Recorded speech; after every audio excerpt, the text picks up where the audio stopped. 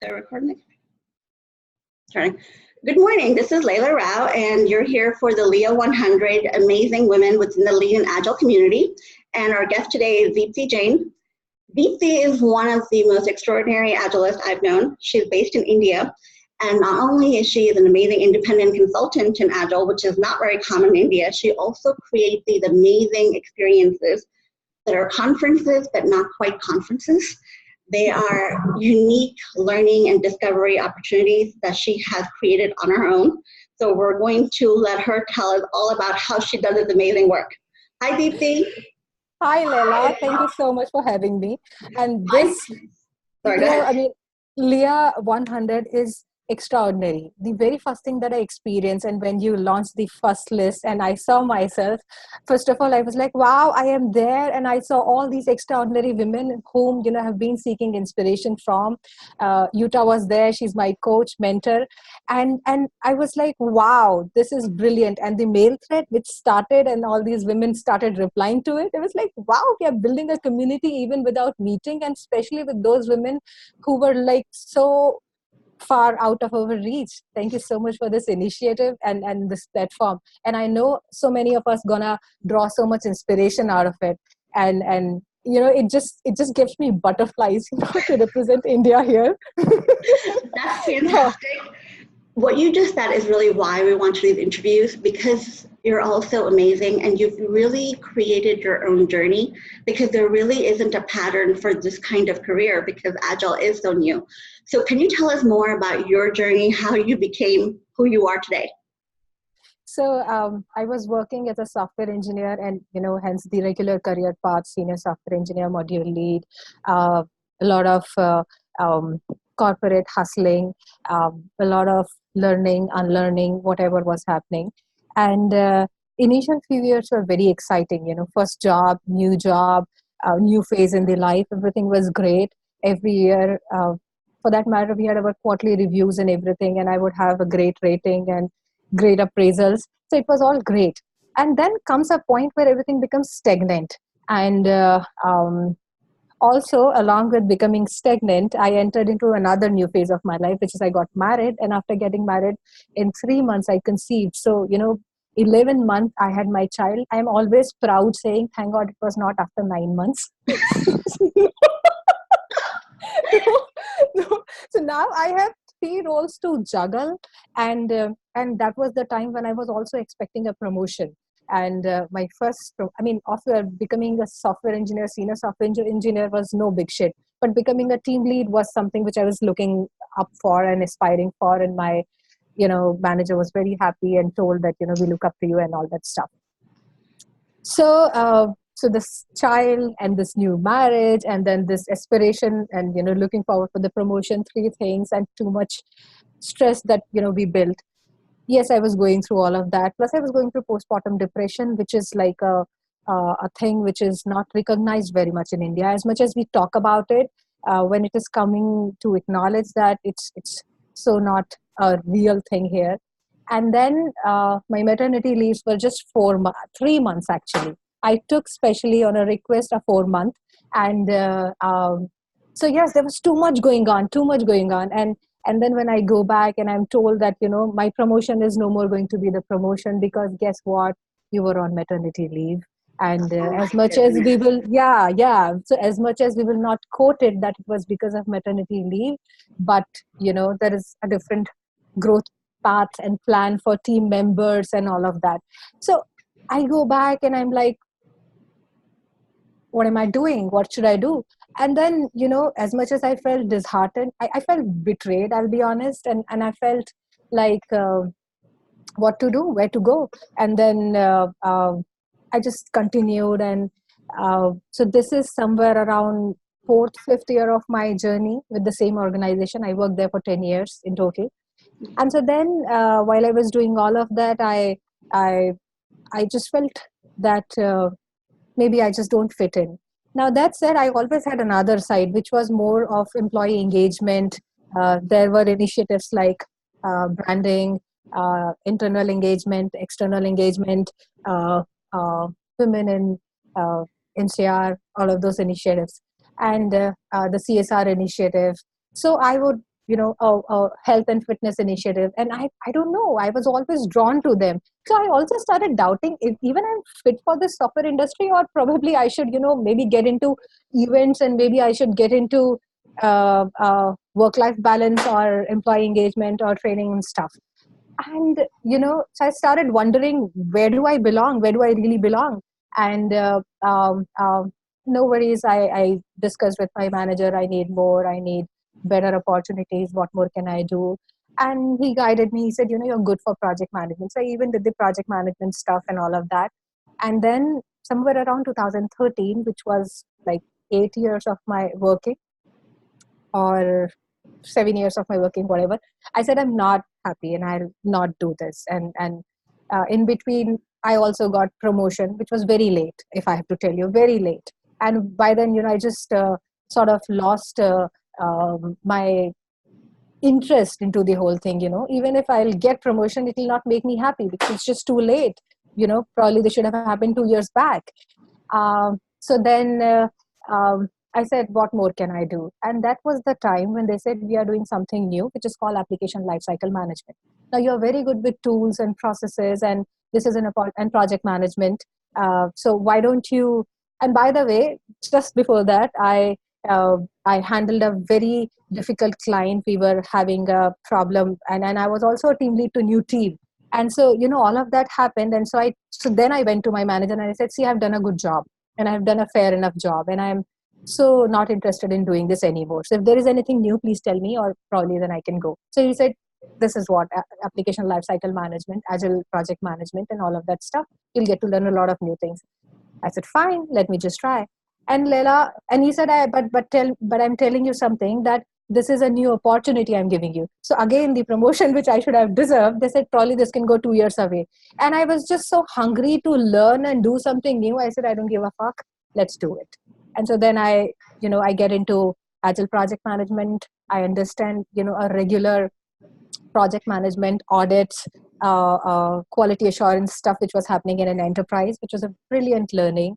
So I think all challenges really bring a lot of opportunities to you. Now, what we do not understand, all of us, that we can either look at opportunity, or we can look at what we are losing. What is the trade-off? I feel there is always a trade-off. There is always. Even when we are doing agile transformation, I tell my clients there is a trade-off. Are you looking for quality? Are you looking for, doing it fast? Are you looking for what? And so when you're doing it fast, these are 3 things we will get, but these are 7 things or 5 things which we will probably lose. So are we okay with this trade-off? So then, so and it was difficult, Leila. It is easy to say so now, but when I was doing it, it was difficult. It was emotionally such a turmoil, I must tell you. And so I just kept, it is. The reason I'm laughing is that I usually tell my clients, if you cannot say no to anything, you're not going to be successful in agile transformation. Because the ability to say no and to have those conversations about trade-offs and recognize that there is an opportunity cost for everything. Yes. Is part of agile transformation for sure. Yeah. So I decided, I said, Deepti, let go of everything. You just focus on new learning. And, to my luck, I actually was loving the whole concept, the whole idea of agile. So I'll tell you, the first thing that hit me about this whole agile mindset and culture was, team gets to make decision. And believe me, so this training was done by somebody external. And so I asked him, do you really see that happening in India? See, we come from a very different culture, to the rest of the world. So he said, and he looked at me and he's like, yeah, what kind of question is that? I said, no, you don't understand. We have really good people as our command and control managers, but that's it, it's a command and control. So, so then, we were also reading about Zeppos and, holacracy, all that new stuff. And I was exposed suddenly to an entirely new world, Leila. So I really give too much respect and regard to Agile. It just changed my life. It gave me where I belong to. And so then 13 to 15, I focused totally on Agile. And so what did I do, Leila? I don't hesitate in going out and asking, how are you doing this? Can I also get engaged? How can I contribute? I want to learn stuff. So I just went out and asked, people outside who were, known faces in the industry. And there were hardly 2 to 3 faces I knew because I was just very new. And I went and I took their appointment and I met them. And mostly they met because they thought she has come to take some of the trainings. And believe me, I bought a lot of trainings. I did CSM, CSPO, CST, because I was just so hungry. I wanted to learn everything. I was like, I want to learn everything now. Give me all the courses and I'll do. And so then it was great. And so now every training I go, I see a lot of people coming with all these open questions. And I heard about meetups. I didn't know the whole concept of meetup before then. So then I went to some of these meetups, and then when I looked at people, I realized even they have same questions, because initially I was very conscious that I'm a newbie, I don't know nothing, and I'll just look like a fool out there. But that's about me, that I know I look like a fool, but I don't stop, just because I'm a fool. And I truly and very strongly believe, just because fool didn't know it was impossible, fool did it. So for me, nothing is impossible, because I don't know whether it is possible or not. So I just know trying. And I come from a mindset of not knowing. Even though I know something, let's say, Leila, you and I, we have some difference. I'll probably still assume I don't know. I still have to ask her. So yeah. So I think I will stress that for a moment. I think one of the keys, it sounds like your journey, and for most of us, is the ability to recognize what you don't know and be comfortable with saying, I don't know, but not letting that stop you.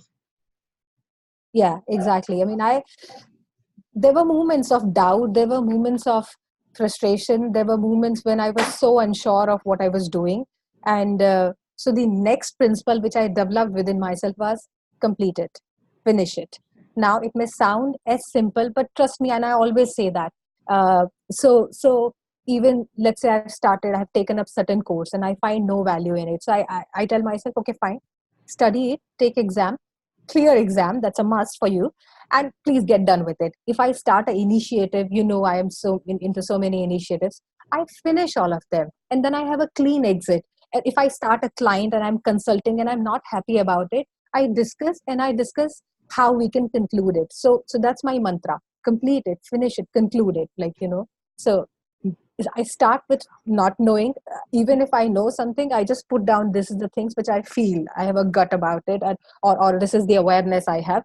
But that said, I start with not knowing. And then, yeah.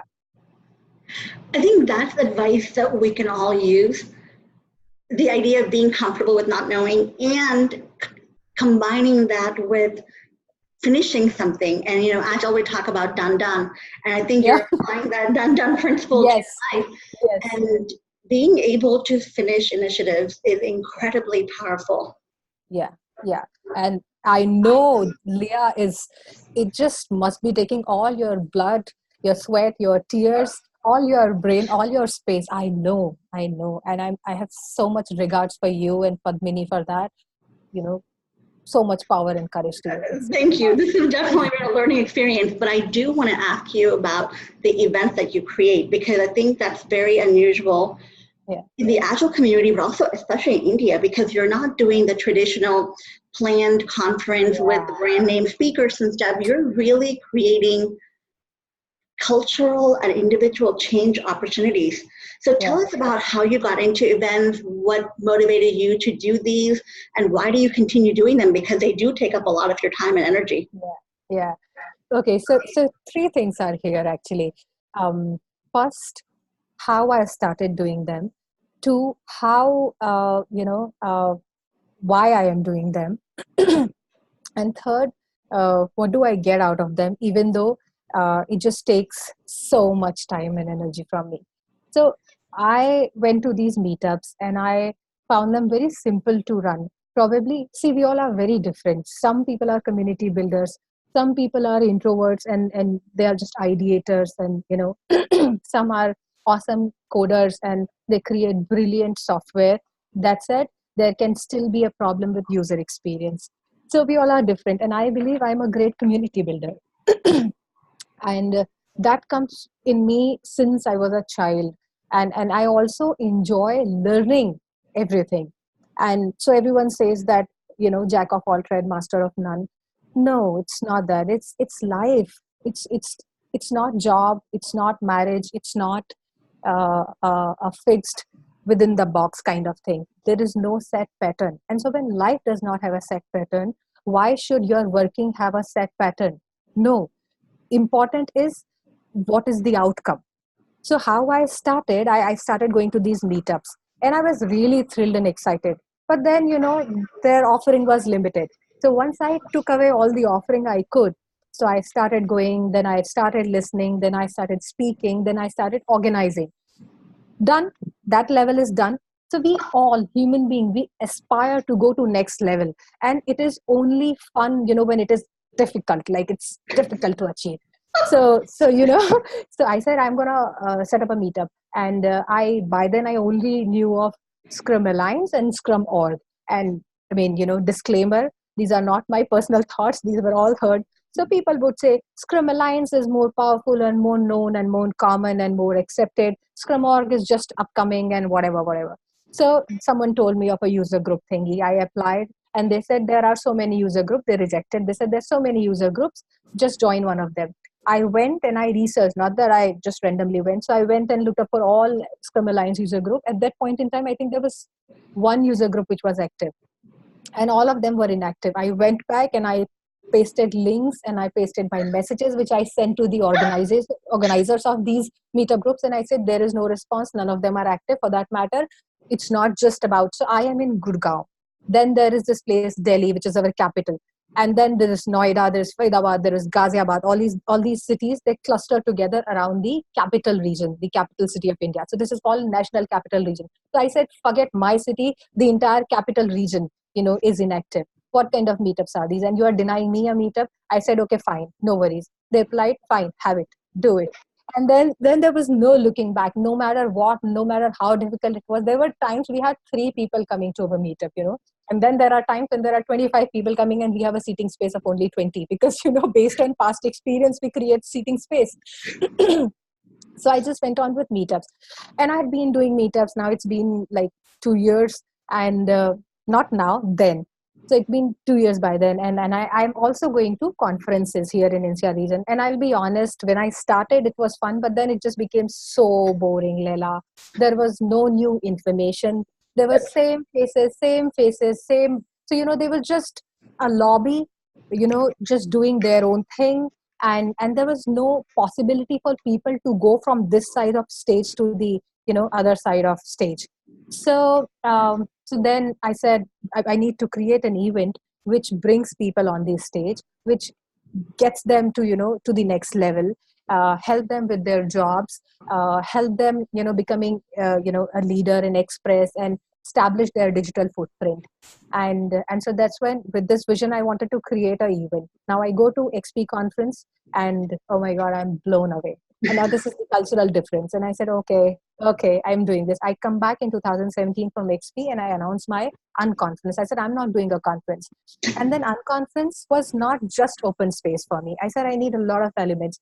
So if you look at the unconference that we do, which is Agility today, oh my god, we do so much into it. This is fun, this is learning, this is workshop, this is experience report, this is curating and shepherding new speakers, this is bringing best people from industry. So all of that.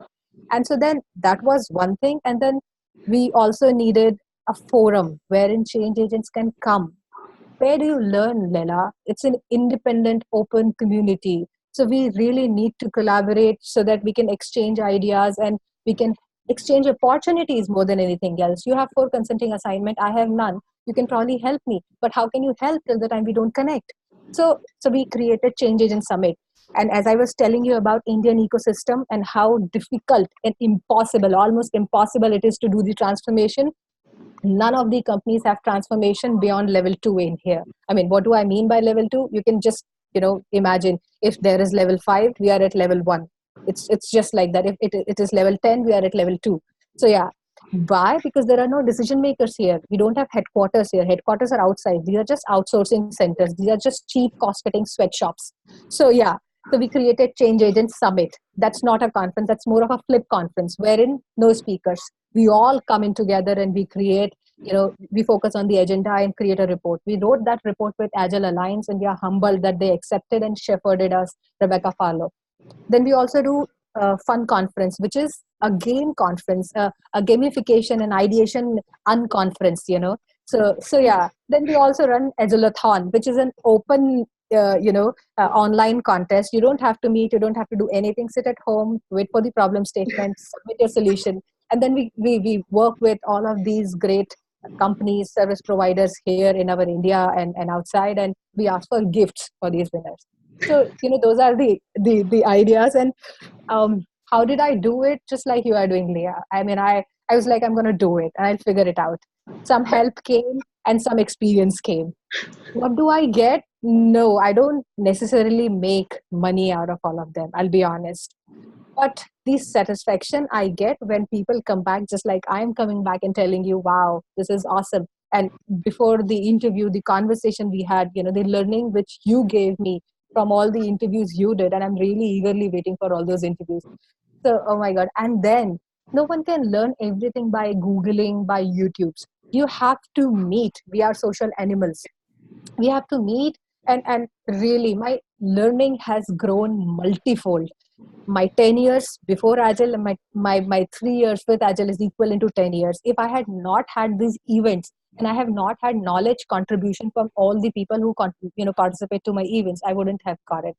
So yeah, so I learn and people learn. I mean, I have tremendous learning. It helps me so much with my consulting. I would have never known what to do if I haven't done these events and gone to, XP and Agile conference outside. Yeah. This sounds amazing. I think we could have this conversation for another half an hour, but I do I know. I want to talk a little bit about some things that you've hit on, right? The cultural context that you're in, and the fact that you decided to go on and be an independent consultant, which I don't think is very common in India. Can you talk about the whole culture, gender, breaking new ground?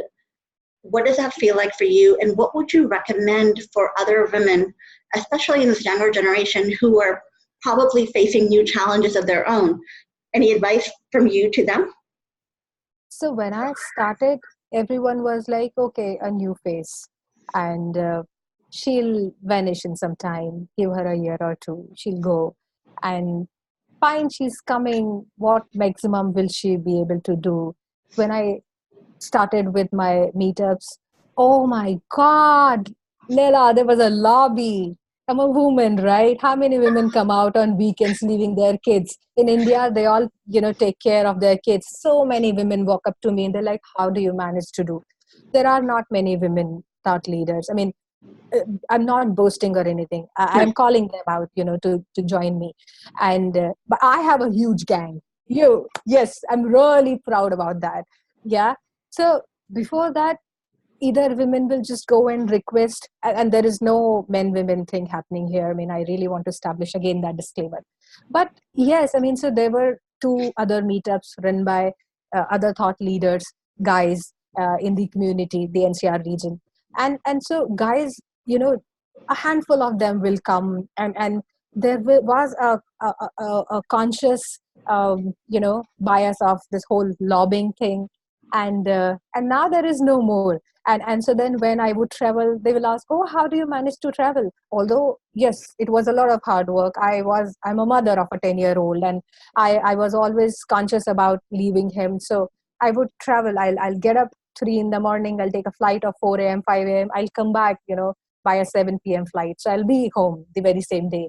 And so I'll go to these conferences. So women will ask, how do you manage to do? So see, that's the whole thing. How? Just like man managed to do, I mean, it's how do you think it's different? Yes, I understand. My kid relies and depends and needs more of me as much as my husband. He's tremendous. He's a great partner and a parent. I would say a better parent, really more, family oriented. Now, but that said, it becomes difficult to understand the aspiration of other partner.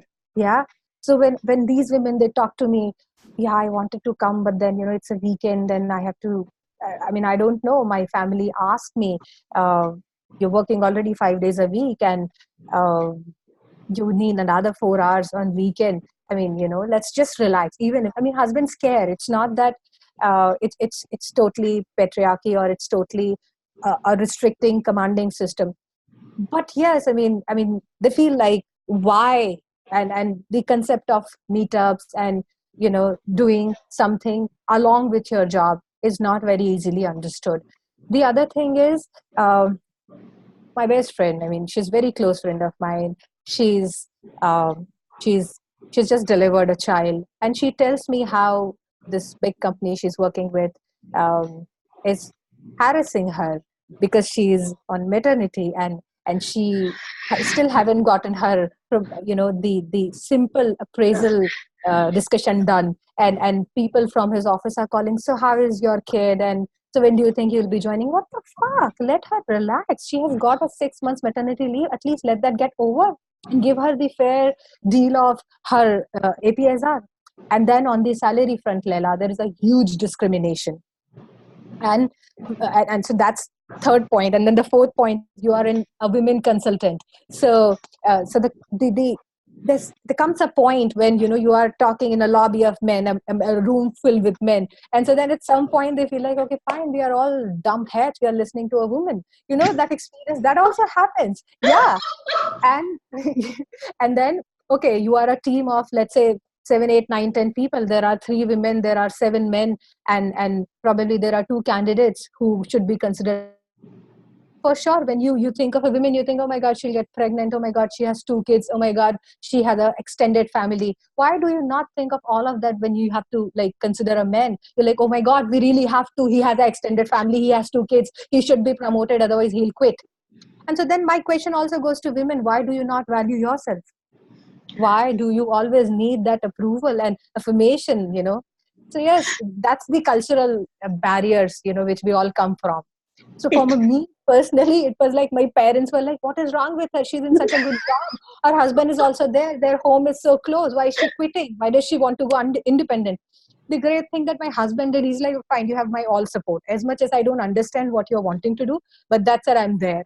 And that's all I needed. And even if, like, there were days he's like, why she has to go for these meetups, and that I used to be so irritated every time I would come back from meetup, because people act really irresponsible. What is the address?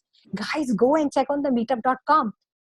Is there at 9 a.m? How many people are coming? I said, I don't know. When I'll go to the venue, I'll get to know how many people. What is the topic? Oh my god, go and check the website. Why am I putting in website, putting money in the website? So yes, so now he sees. And so yes, women, you have to be persistent. Your loving husbands will understand. You just have to show it to them, because probably previously their mothers didn't show it to them what it is, to be a working woman and have a good home and a good working environment. Yeah, he sees it, and he appreciates, he adores me. And it took time for him to understand what is she aspiring for, what is she doing, and he sees value in that. Yeah. Well, he's a very smart guy, because you are absolutely awesome. And thank you so much for sharing your experience with us. And I think what you're mentioning about the structural dimensions of inequality and gender bias, and also the internalized biases that we have inherited because we do live in this community where the messages aren't always positive. Those are all things that we can work on collectively. Yeah. I think, yeah. I live in the US, I'm either in Washington, D.C. or New York, and I still recognize a lot of the echoes of what you're saying. It's much more subtle, but it is still there. So I think it's an international, global challenge that hopefully will make it easier for the next generation. Yes. So Leila, we really look forward to collaborate with you. We have a body which is called Women in Agile in Tech. And what we are doing with Women in Agile in Tech is we are creating local chapters city-wise, where we are calling for independent women, the thought leaders, who can just run the program and